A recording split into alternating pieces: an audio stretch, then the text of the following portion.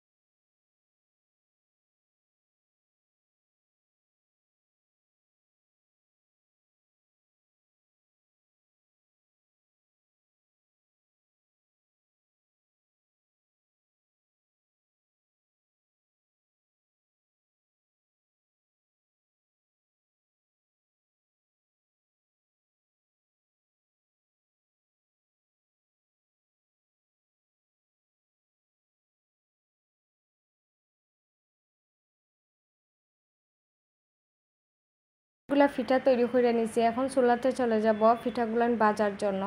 Normal আঁচ রেখে চুলার আপনারা পিঠাটা ভাজবেন। ভাজলে পরে যতটা নর্মাল আঁচ রেখে ভাজবেন ধীরে ধীরে ততটা বেশি মচমচে পিঠাটা হবে।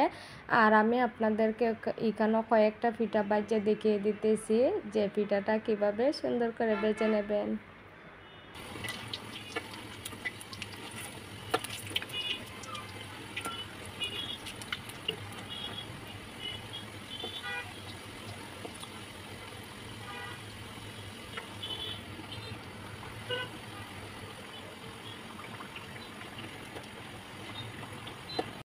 আমার পিঠাগুলো ভাজা শেষ হয়ে গেছে। আপনাদেরকে একটা পিঠা ভেঙে দেখায় কতটা মচমচে হয়েছে। আসসালামু আলাইকুম, সবাই ভালো থাকবেন। অন্য আরেকটা রেসিপি নিয়ে আপনাদের মাঝে আবারও হাজির হব ইনশাল্লাহ। সবাই ভালো থাকেন, সুস্থ থাকেন।